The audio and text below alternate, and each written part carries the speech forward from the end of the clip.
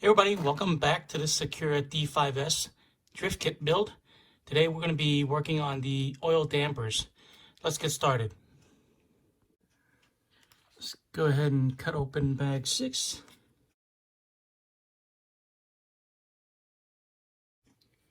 Alright, I had to rearrange the setup a little bit.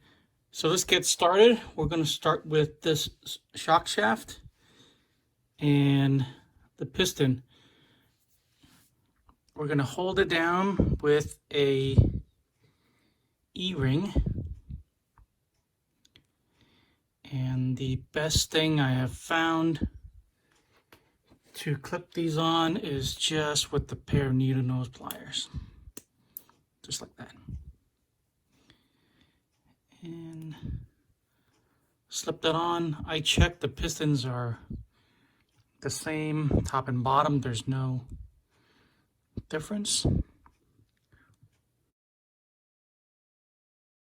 right, so let's move on. We're going to thread this through the shock body. And we're going to put on the adjustable ring, which is this side down. There's a little collar here that is going to face away from the shock body.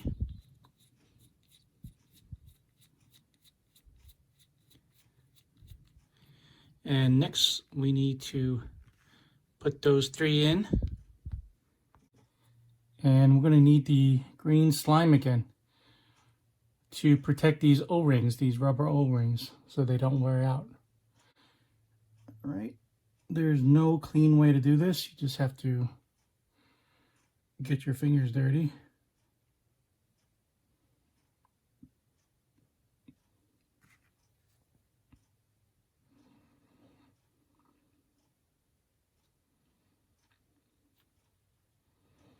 Okay, the O-ring goes in first. And then this O-ring cover right here. Again, there is a little bit of a, I don't know if you can see. One side has a little bit of a inner ring. And the other side is completely flat. So you want to put the flat side facing the O-ring.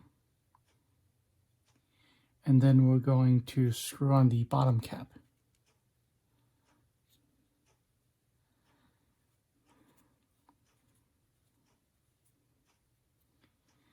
And the last step is to put on the ball cap. And this is when the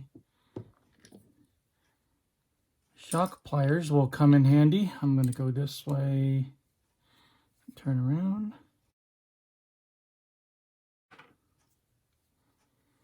It's going to look something like that. You can still see a little bit of the thread. And that's this diagram right here. Okay, let's move on to the next step. Okay, every time I build dampers or shocks, the stand comes out, and that's because it has these 4 holes to help you build dampers. So the first step is to fully extend the shaft so that the piston is hitting the bottom of the body. Then we're going to lay it in here, just hold it. Then we're going to fill it with the included shock oil. They do want you to fill it all the way to the top so that you can let a little bit spill out when you close the cap, so you get a good seal. And then we're going to slowly work the shaft up and down. This step is to try to push all of the air that's trapped underneath the piston up. So we're just going to do it 5 times or so.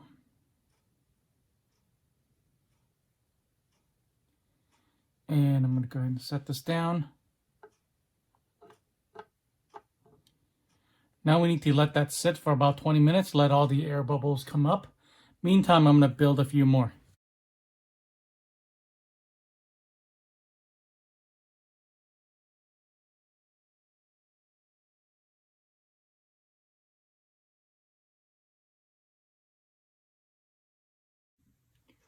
All right, it's been about 20 minutes.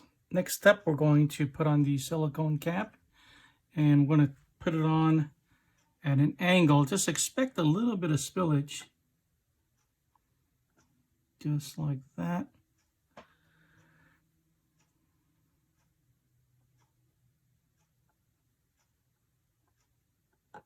Okay. It's going to clean it off a little bit.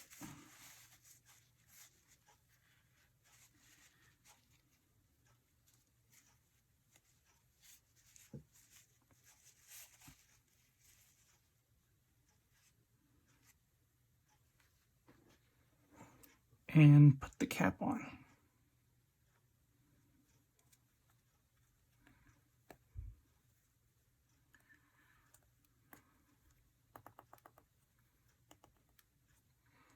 Okay, one is done.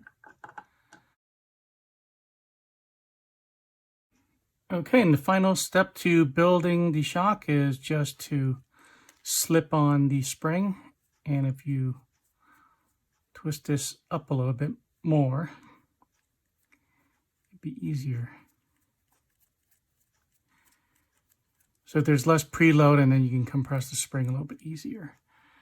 And we're just going to slip this in there. And you're done. There's one right there. So this side will face the top of the damper, and this side will face the bottom. All right, let me go ahead and build all four of them. All right, now we're going to build these two turnbuckles. And in the diagram here, the difference is they're pretty much mirror images, so you can build them exactly the same, and you'd be fine.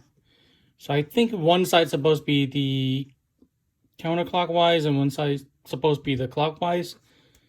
Kind of hard to tell. I looked at the turnbuckles and nearly impossible to tell. So I think we'll just trial and error this.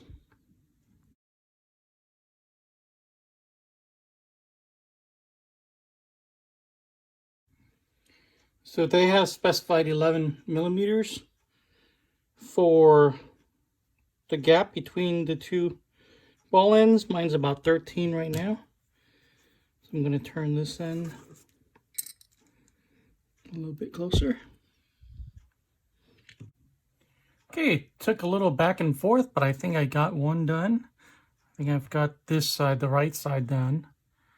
And this is as close as I was able to get it, going back and forth. So there's one. Let's build the other one. Okay, I got both of these to 11 millimeter in the gap, as close as I could. So on this side, on the left one, the cup is up on one side and then facing away from you on the other side. And then this one is this way. All right, let's move on. Okay, we're bringing the chassis back in, so I rearranged the mat again. First thing we need to do is build this mixing arm, and it is on this tree right here. Okay, first thing we're going to do is push the bearings on both sides.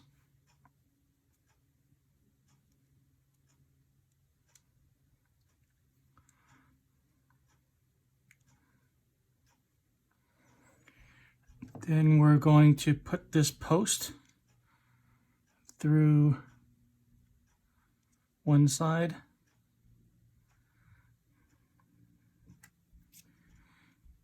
On the other side, we need the washer.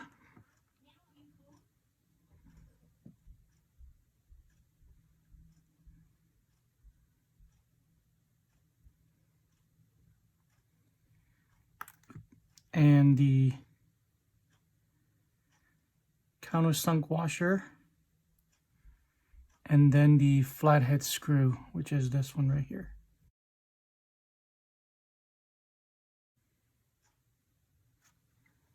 Then we're going to put a ball stud on each side, one right here from this side, and then one right here.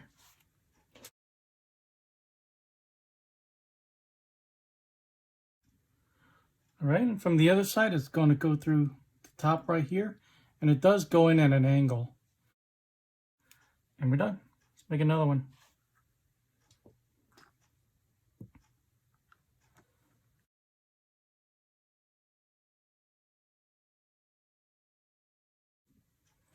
All right, the one I just built is for the left side of the car.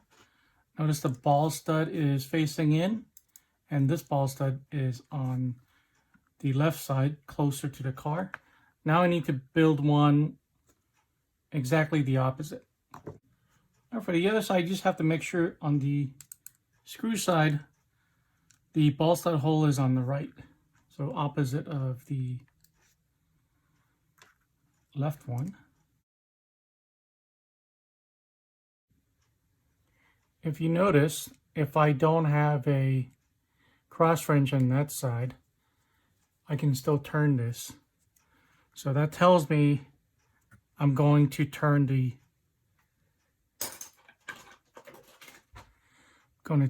set screw into the chassis first.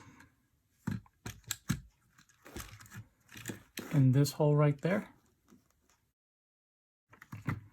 Then I can set this in place. There we go.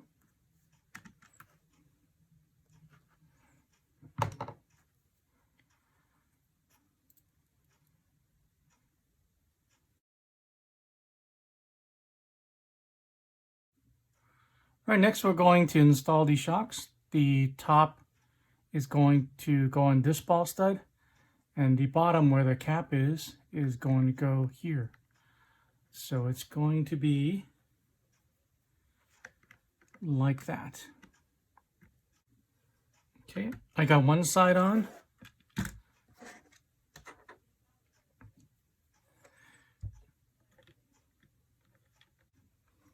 Okay, and when you get both of them on there, this is what it's going to look like. And now we're going to put the links on. One right here and the other side on the lower arm.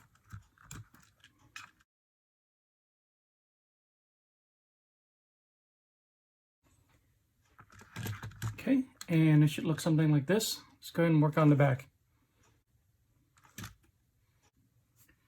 When you get the dampers on, there's one more step on this page, which is to put this post on to these, let's see, kind of hard to tell, but I'm going to count backwards. 1, 2, 3, 4, 5, 6, 7, 8, 9, 10, the 10th hole.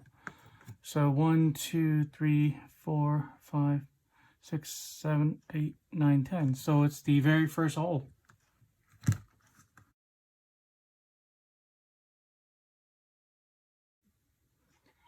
Thankfully, it looks like the back is going to be a lot simpler.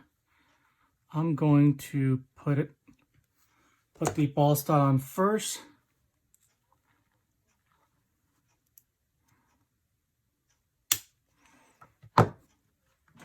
Then I will set it up at the same hole they have right now, which is the second hole in. I'm just going to start there and adjust from that position once I have a chance to drive it.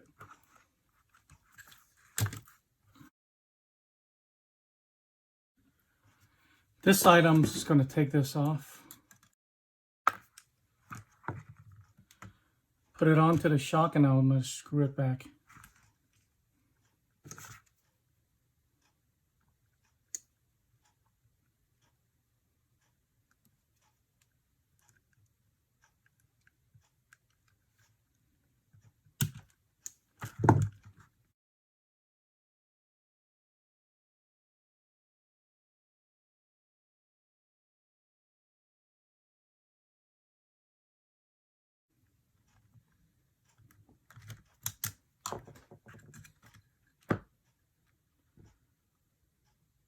Okay, and when you're done, it should look something like this.